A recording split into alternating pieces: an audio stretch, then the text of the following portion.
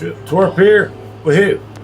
Hey, what's going on with this new 3-level tier program here we got going on with DoorDash? Everybody's talking about it. Everybody's got some input. Everybody wants to know. Everybody's nervous. Everybody's got the idea that they know something about it or what it's going to be like. All right, then. Well, let's figure it out real quick. Let's get to the bottom of the beans. Kimssidemoneyplans posted up a video about it, and so did Zach Drives Fast. I didn't see that coming. 2 top dogs, huh? Hell yeah, they must know something. They must have some insight. I mean, they talk to everybody. They know all, or at least they want to know more than you do. Good. They can do the research, and I'll follow. A little bit ADD. I don't think I'm going to take that much of a risk on spending my entire week trying to figure out a pilot program, let alone trying to figure out my app still to this day. It changes too damn much. The updates, all the things that it does, all the new things that pop up out of nowhere. Sometimes I don't even get an update and the damn app asks me a new question. Do you feel safe? Well, do you? Do you feel good?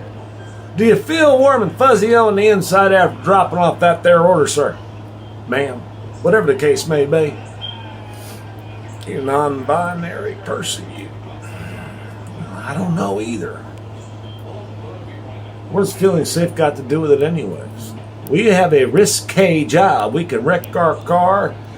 We could get a disgruntled customer. Or we could just lose our damn mind driving down the road because traffic. We don't know. Customer puts an extra tip on there and we get so excited we hit the steering wheel the wrong way and we fly into a bridge abutment. I have no idea what this new tier system is going to bring, other than a lot of questions that cannot be answered because it's not in all 50 states of these here continental United States. What I do know is this. Kimssidemoneyplans and Zach Drive Fast have found a new calling in life to make sure that they produce videos and ask the questions that need to be asked before anybody else even knows what the hell, if anything, they're talking about. Only because they heard from them first. No big deal, I get that, that's fine, that's dandy. I like it in all shapes and sizes and colors on that front. What I don't understand is, why would you ask people what tier they're going to be on when you know damn good and well they don't even have it in their area? I guess it's a prerequisite, a prelude to a kiss or something like that. It's like, well, if this does come to your area and this does come full stream, where will you be? I know this much. Kimssidemoneyplans and Zach Drive Fast are two opposites that attract. She is all about top dasher and accept, while he says fuckery a lot, and he doesn't like anything about DoorDash when they don't give him the good orders. So he's a cherry-picking sons of a bitches, is what he is. That's a good thing, though, because a lot of people are. That's why I think those two make a good match here on this here social platform. My problem is, where is everybody going to be left after they make all these decisions about this here pilot program to where they're going to get rid of the large order program? You know, the things that the lounge talks about. Well, you got to know what you're doing, sir. You're a dum-dum. You're an idiot. You can't do a large order program because you're not smart enough to get on it. Even though that motherfucker was actually put on it by default. Or, I'm sorry, what did Mr. Flex say? Oh, that's right. He said he had to keep on calling back. Yeah, you earned it, Mr. Flex. Well, I guess if you got charged minutes on your cell phone, you must have earned it. Because, by the way, you made it sound, you called them quite a bit and said, oh, this is bullshit. I want that large order program, damn it. And he gloated and gloated and gloated. Now look at him. He's facing the reality that everybody's going to be on a large order program that's in tier 3. Apparently platinum. Apparently 90%. And you know he sure the fuck ain't going to lose his large order program if that happens, because that motherfucker probably sitting around 5%. He's laughing at the rest of us for a long time. He who laughs last, Torp, is the winner. For a fact. How many people have been complaining about no tip, no trip? All videos, all the time. No tip, no trip. I'm going to cherry pick. Fuck you, I don't care. I'll leave DoorDash then. Boom! That's what DoorDash was looking for. Right there. You little sons and bitches. That's what they wanted. You're going to give them what? They're going to win again. They're going to take all you no tip, no trip fools and say, fine, fuck it. Forget it. Don't worry about it. It's not your problem anymore. We won't send you anything. You ain't got to cherry pick and break your little arthritis finger. Decline. Why? Pfft, gone. You ain't got to worry about that, man. Your large order program will now go to the cherry pickers that were once cherry pickers and now are just platinum motherfuckers. They're going to look like gold. They're going to feel good about it, too. It's like, hey, do you think that Flex would have got this order if I hadn't stopped cherry picking? It's going to be funny to watch. I can't wait to see what pops next. There's a theme to all this that I'm about to share with you at the very end of this here video. And it's going to be a pretty damn good one. Because I think it's going to change the whole mentality of the fuck and why we are here. Because we've been arguing about no tip, no trip, top dasher this, 70% that, AR this, customer rating that, how the rating system works. What are you going to do? Breakfast, lunch, or dinner, sir? You going to go out at night time and find them there apartments that don't exist when the GPS is acting up a fit? Sure. Isn't that the way it is? Has always been. So what did DoorDash do? He said, okay, well, let's switch it up a little bit. Let's give these Tango and Cashes a little run for their money. The dog and pony show. Why not? They all been complaining for years. Well, let's give them something else. Let's see what they do with that. Meanwhile, they'll get their orders fulfilled. Oh, that's a bad business model when you get all the orders filled. Yeah. Hey, Flex, you might want to pay attention to this one. In order to be a good businessman, you got to make money. But if they take away your large order program, what you going to do? What you going to do? Now, do I think that Flex could handle platinum? I think he'll do it secretly. He'll be a closet platinum dasher. He won't tell anybody. He won't. If he's got the ghost to that's, he won't let anybody. He won't even let his closest personal friends know about that one. I got a reputation. I'm a bad motherfucker. I'm Mr. X. And can't nobody touch me. So he'll never admit it. I don't think he will. If he does, he'll spin it. That's kind of like why I'm like happy with Kimssidemoneyplans and Zach Drives Fast. There's two opposites. They are completely opposite. You got a pro top dasher and an anti top dasher. I think it's wonderful. That's a little realism that we need. They're not in our community, by the way. This is a different community. It's kind of a bigger community. It's where a lot of people follow these guys because they don't know what else to do. They can't think for themselves. So Kim's Money Plans and Zach are the people that they follow. That way they have some direction in life. I'm not knocking Kim. I'm not knocking Zach. Hell no, I ain't knocking those guys. I'm just saying that's where their following comes from. It's mostly just people that don't know what the fuck, if anything, is going on. But I do know this. Once they implement this across the board, it's going to be no tip, no trip, just took a shit.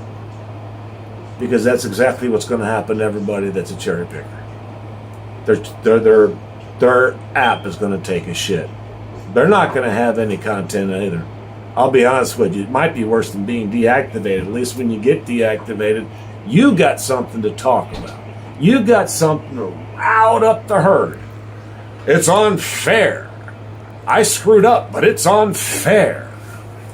Okay, so what are they going to do when this hits? They can't do shit. That's what they're going to do. So no tip, no trip is going to take a shit. I love that. I just got a few comments this past week. No tip, no trip. Get to know it. That's for life. I'm like, not my life, it ain't. I busted my ass to get over 70% for the summer because I'm fighting off all these damn college kids and retirees that have come out to play. You can't keep up with that if you're not in the Top Dasher program and have some sort of priority with pizza or otherwise. You got to have something. You're just going to be sitting there making videos about how great you are while everybody else is out there making money. Again, I repeat myself. Last time I checked, $2.25 for a mile is over $2 a mile. Somebody said Pedro. I'm like, don't even bring up Pedro, man. It got nothing to do with my market. I just know math. Pedro's market ain't got shit to do with mine, so why would I listen to his math? Because his math says, decline everything that don't make sense, value yourself, bet on you one day at a time. I'm like, man, you better bet on you one day at a time, because if you have any future plans with DoorDash or any of the gig app, your math's going to suck because they keep changing the rules. And as those rules change, you better change with them. You better buck up because you ain't in control of this app. This here app, this is the one thing that you cannot, you can talk about it, but you can't control it. You can say what you think is right or wrong about it, but you ain't never going to control it. You ain't on no board members meeting. You ain't got nothing to do with it. You're lucky your app works when you turn it on, and that's the fucking extent of it. You're lucky the fucker works when you go to sign on it. That's it. They take it from there. You got zero control over it. And now when they're going to take away this cherry picking, you're going to have less control. In other words, zero amount of it. The best you can do is take the orders when they come in, get on one of them programs, and stay there or try to do better. This is going to become a job. This is going to become a W-2 environment. You will be not told what to do, but you will be showed what will happen if you don't do it their way, which will be sitting in the parking lot watching TikTok for 6 hours, and the other two will be editing videos. And in the backseat of the car when the windows are tinted, you can get a better light to make your videos and post up and play to God people actually watch them so you can get paid off of AdSense, because you ain't making a fucking dime on this DoorDash app if you're not in the platinum. I took some good advice from the DoorDash Revolution. Hot Facts with Robert Reeves. Y'all can say what you want about that, and I know you're gonna. But those two guys have been preaching, man. They've been preaching. Get those numbers up. Big orders await. And when they were saying that, I was one of the people who was like, no. 20 to 40%, that's as far as I go. Well, hey, at least I know when to wake the fuck up, open my eyes and see reality, because this is where this is real money. Fuck the videos on YouTube. This is cash money. And I would like to have my part of it. And the only way that I know I'm going to get that, you're going to have to jump on these programs. You're not going to have a choice if this beta program goes into full swing. You will zero choice be given. And they will be giving zero fucks about the drivers that think that they're better than everybody else because they say no tip, no trip. Bet on yourself one day at a time and go start a business. Get a vending machine. Buy a brand new house and gloat about it. Get a lot of followers on YouTube and watch that motherfucker get paid big time on AdSense when he's still down talking the DoorDash app. Why do you think I left that motherfucker like it was the third bad marriage of my life? Because that motherfucker is going to tell so many people, no tip, no trip, bet on yourself, know your value. It was like, you better hope these motherfuckers are taking notes, because they're going to get pissed off sitting in their car not taking any orders. Why all these other people are just scooping them up. Scooping them up. That average is going to hit. They're going to say, this ain't so bad. I did 10 miles for $4. This was a good idea. It's like, yeah, but how did that 37 for 2 miles feel? How did that feel? Was that good for you? $37 for 2 miles? Did you like that? Thank you for doing the 10 miles for $4. Now that you did the 37 miles for $37 for 2 miles, how do you feel now? It's like, yeah, all of a sudden that 10 miles for $4 shrunk up. I ain't feeling too bad about that. And I'm getting a better tax write-off for mileage put on my vehicle for next tax season, because I went in a hole on miles. You're going to win on both avenues. You're going to win on both avenues. You're going to get paid. It's going to balance out. Plus, you're going to get that major mileage deduction, which is way better. Just go standard mileage deduction. I'm telling you, fuck the receipts and the bags that I bought for $5. Come on. It's time. No trip, no tip, just took a shit. Torp out.